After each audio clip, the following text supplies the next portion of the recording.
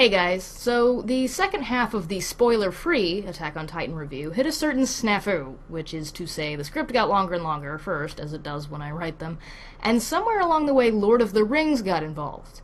And the Lord of the Rings footage, of which there was a fair amount of, decided it did not want to play nice with my editor, specifically in rendering it would crash the program, and the only way to fix that would be to change all the footage into a new format, which would take hours, and I couldn't do that.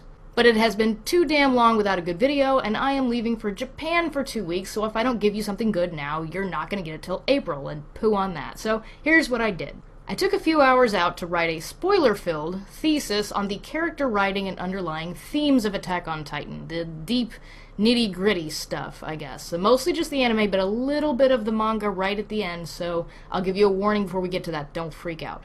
And I've recorded it and uploaded it for you, mostly in audio format because I use enough footage from the show as it is, and there's more of it in spoiler-free part 2 review video anyway, and it would take more hours that I didn't have, so there'll be a couple clips when they're relevant, but for the most part, just sit back and listen as we dive into the slimiest guts of Attack on Titan and try to suss out what it's really about and where its characters are going. Okay, I'm assuming you've seen the show before, so no more babysitting. For some of you, I'm about to blow your mind, and for the rest of you, what you're about to hear is going to be a big, yeah, I knew that already. So, in the previous review, I mentioned that the characters of Attack on Titan are more like puzzle pieces in a big picture of humanity than complex characters in their own right. Attack on Titan has stronger relationships and actions that change those relationships than it does stand-alone characters. And this is a perfectly viable way to develop a large cast, particularly in fantasy, see the Lord of the Rings films. So, we're going to talk about the most important relationship in the story, the one between Eren, Mikasa, and Armin. Now, yes, those three are the most complexly characterized people in the cast, but they're all still pretty simple, and that's because each of them starts out sort of like 1/3 of a complete person. They need each other not just to survive, but to even be human, which of course is a theme of the show. The Titans are the humans, or the Titans are the humans, and are the, where does it start and where does it end? And are they all just organisms on the food chain, or are they fighting a fight worth fighting for? Anyway, we're going to think of those three key characters as a triad. Eren is the spirit, Mikasa is the body, and Armin is the mind, and without one, the others can't stand and form a complete human. I'm not pulling this out of my ass, by the way. It is explicitly stated by Hannes in episode 9-ish of the anime. 強い子たちだ。それぞれが生き抜く術を持っている。一人は高い戦闘技術、一人は強靭な精神力、そしてもう一人はとても賢い頭を持っている。無事だ。必ず生きている。And it's repeated much later on in the manga. Now, this body, mind, and spirit force thing is not a new concept. It's been done in fiction before. Hi, Legend of Zelda franchise. It's nice to see you. And usually it's done either too literally or simplistically to produce characters that feel relatable on their own. Obviously, Attack on Titan doesn't have that problem, so what does it do differently? Well, let's look at everybody's personality, motivations, and finally, what happens when a leg of this tripod is taken away. Okay, so Armin. Armin is the mind, and probably the most simple to explain, for whatever reason. I don't know, it's just the easiest. Does this mean he's really smart? Well, yes, he is very smart. He's the brilliant strategist of the group. He makes all the plans and gets the bunch out of scrapes where a sly tongue and quick thinking are required to survive. He's motivated to enlist in the Corps after Eren and Mikasa decide to. He's the last to join, and he does so for 3 reasons. 1, because there go his friends, he can't just survive on his own as an orphan or anything. 2, because he sees the benefits in military protection after the bunch is put at risk for starvation, and he loses his grandfather to a suicide draft. It reminds him of how expendable he is as a freshly immigrated civilian child. And number 3, well, deep down he does dream of a life where he can be free to explore the world outside and be the first in centuries to see oceans, deserts, volcanoes, all the wonders of the world that he's read about in books. These reasons are all either logical or based in the pursuit of knowledge. In fact, without reason number 1, he probably wouldn't have enlisted unless he absolutely had to. But what other traits does being strong in mind but weak in body and spirit give a person? Well, this is being explored more in the comics right now than it was in the anime, but there is the very obvious slipping slide of being too smart for morals problem. We only start seeing this at the end of the show, when Armin is the only character able to think on Annie's level, and seems extremely sympathetic toward her, even though she killed dozens of his comrades. More on that later. More often, though, Armin's intelligence makes him painfully, constantly aware of his own flaws and shortcomings. He sees his world in statistics, balances of gain and loss, and from where he's standing, he's an inadequate soldier, and he knows it. He shouldn't be here. When people try to help him or rescue him, they get themselves hurt or killed. He shouldn't be a grunt in the army, and the perfectly logical thing to do at this point is to sacrifice himself, he thinks, and save more lives in the long run. The number of times he tries to do this is redonkulous. Please keep Armin away from sharp objects, but we'll come back to that in a second. First, Mikasa. Now, Mikasa is the body. Yes, you're damn right she is. Tuck it back in your pants for a second. You too, ladies. Does this just mean she's really strong? Well, yes, she is the strongest cadet in the Corps by a mile, seemingly invincible without even trying, just a mass of muscle and perfect combat instincts. But another way you can look at the body's role in mankind is that it's the major thing that ties us to the animal world and our ruthless drive to survive and thrive, and oh boy, does Mikasa represent that full force. Armin may be clear-headed despite the tragedies that have befallen him, although again, perhaps too clear-headed. He's on a potential path to ends justify the means cold hard numbers gaming with human lives. Again, read the comics. But Mikasa and Eren are churning through life on the back of unreconciled trauma. For Mikasa, it was watching her family die senselessly, twice, two different families, barely within years of each other. This led her to a philosophy of simple snap judgment fatalism, prioritizing survival and safety above all else. That's not to say she's cold. Okay, she is. She's very cold, but she's not heartless or emotionless, not at all.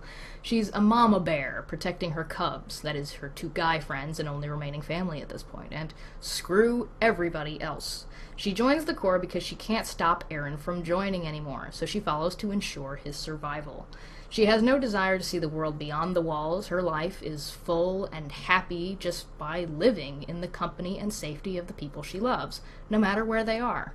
Where Armin might slip morally in succumbing to cold, hard logic and weighing lives on a scale, Mikasa prioritizes survival of herself and those she values above all else, human or Titan.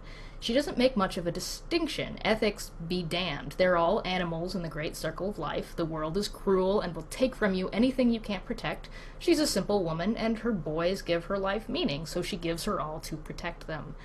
Now, the downside to this strength should be obvious. Without reason and heart, man is just a wild beast, and Mikasa could be a devastating tool for evil if her life gets any worse, and we certainly see glimpses of that in the show, which I'll get to in a minute. But first, Eren. Eren is the spirit, just an unfettered, unrestrained wad of emotions, ideals, passion, and gristle. Now, I know what you're going to say. How can Eren be the heart and soul of humanity when he's so goddamn violent and impulsive? I mean, the way I described Mikasa probably made her sound more violent than she actually is, but Mikasa only fights. She'll fight to the death, but she only fights when survival or safety is at stake. And she does so with control and conviction, just very boom, done, moving on.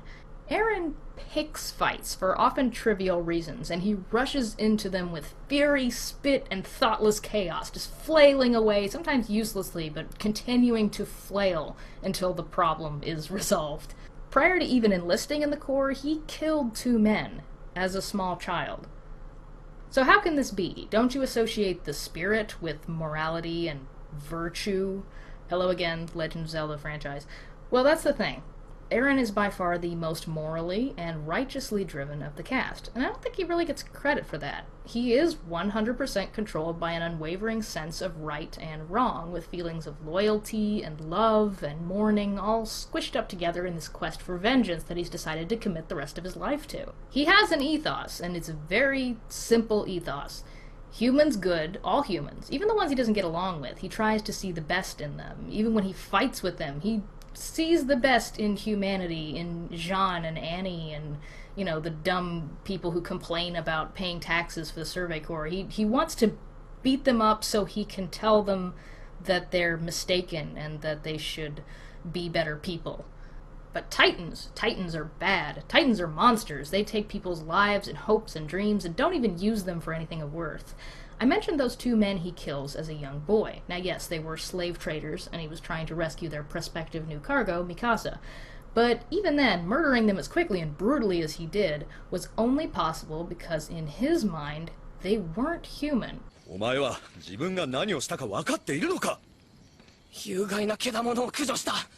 たまたま人と格好が似ていただけのケダモノだ。エレン、こんな時間に憲兵団が来ても奴らはとっくに移動していた。間に合わなかった。でも早く助けてやりたかった。 He was a child, and even less willing to compromise his worldview than he is now, and he's very unwilling to compromise as a teenager, but it was much worse when he was little, so he couldn't reconcile that people could do something so terrible to one another, to kill people just because of their race and then sell them into slavery. It blew his tiny mind, so he unpeopled them, and then he killed them. Humans, to Eren, are giving and daring and born to be free and raise each other up in the best ways. This is why he admires the Survey Corps, who risk everything for the prospect of freedom. This is why living within the walls bothers him so much. Unlike Mikasa, he does not consider survival living.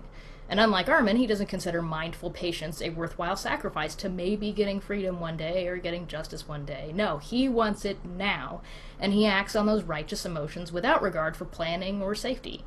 He's dumb and he's weak, but he knows what he believes in. He espouses and pursues all the glory of humanity at its best and never cares about the consequences.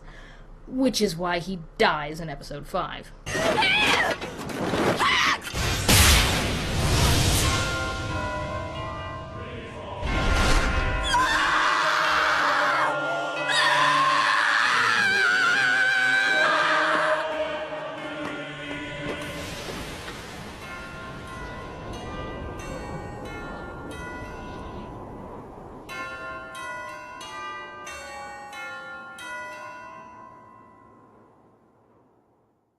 Yes, now that we've explored all 3 parts of the triad, it's time to talk about how they rely on one another to maintain a human life.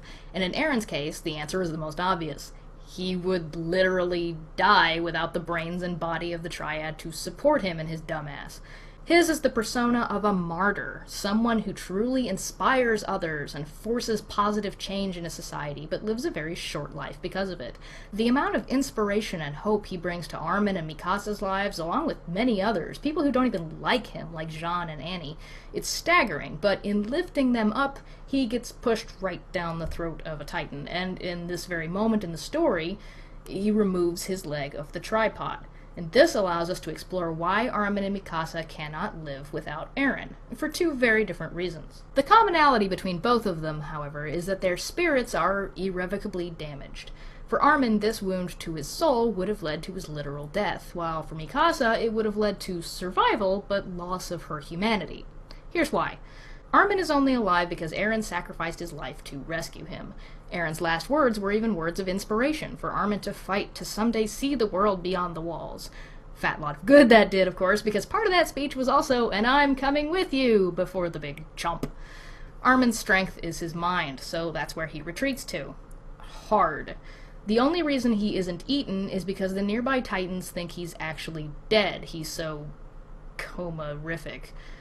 From this moment on, Armin's internal monologue is one of hyper-insulated, self-loathing logic. I am alive because my entire squad, including Eren, my best friend, died in my place. If I die here, more lives will be saved in the long run. He continues to think this even while constructing elaborate plans for the others to escape. Remember this scene? 起動装置はまだいけるぞ。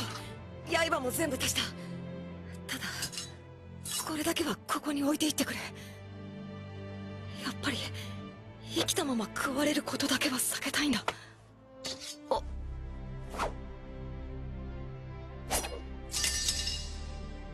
そんな。アルミ。ここに置いていったりはしない。Mikasa throws that blade away not to be a big jerk, but because her strength is protection. She knows he's not keeping it as a last resort. He's just suicidal, and he's planning on offing himself at the nearest opportunity. It would be a perfect excuse to say, well, I told them how to escape, and they left me defenseless, and then I saw a Titan, and he